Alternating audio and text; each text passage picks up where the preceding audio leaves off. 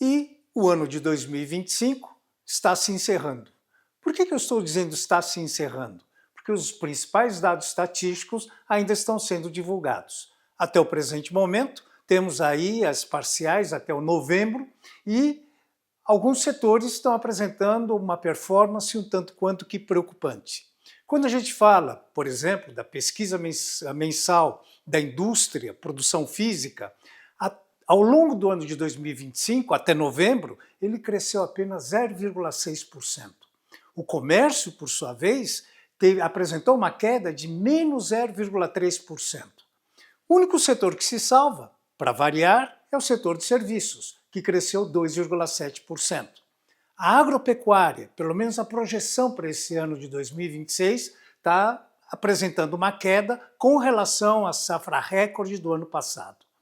Bom, juntando todos esses dados, isso já nos permite ter uma previsibilidade daquilo que pode acontecer no ano de 2026, notadamente no que diz respeito ao nível da atividade econômica, ou seja, o Produto Interno Bruto. E a projeção, segundo o relatório Focus, é de que nesse ano de 2026 a nossa economia vai crescer 1,8%. Ora, bem abaixo da performance do ano de 2025, pelo menos em termos estimativos.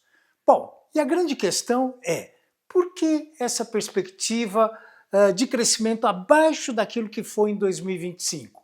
Então, existem alguns elementos importantes a serem considerados. Por exemplo, a quebra de safra.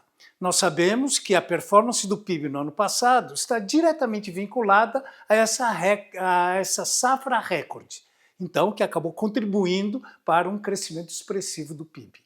Um segundo elemento, e que nos preocupa bastante, é exatamente esse esgotamento do ciclo de serviços, que começou a apresentar uma performance extremamente interessante logo depois da pandemia, mas as projeções já mostram que ele já está chegando ao seu limite. E a partir desse ponto, a tendência é de queda.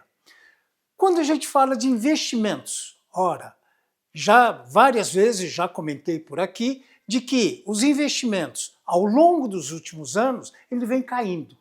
Aliás, investimentos que estão sendo realizados estão bem abaixo daquilo que seria o desejável. E isso acaba comprometendo a capacidade produtiva do país. Um outro elemento, a incerteza fiscal, principalmente no ano eleitoral como será 2026, que notadamente a gente sabe que o governo tem essa tendência de gastar mais. Bom, e temos aí um outro elemento importante, o nível de endividamento e inadimplência das famílias brasileiras. Isso tem um impacto direto sobre o comércio e, consequentemente, também sobre o setor de serviços. Voltando um pouquinho a essa questão do ano eleitoral, onde caracteristicamente ou historicamente o governo tende a gastar mais. E aí é o que todo mundo pergunta. Isso não ajuda o nível de atividade econômica? Sem dúvida alguma. Mas nós temos dois pontos aí a serem levantados. Primeiro, a questão da inércia dos juros. Ou seja, existe uma perspectiva de que ao longo desse ano de 2026 a taxa de juros permaneça no patamar relativamente alto. E um segundo elemento, a limitação na capacidade de produção.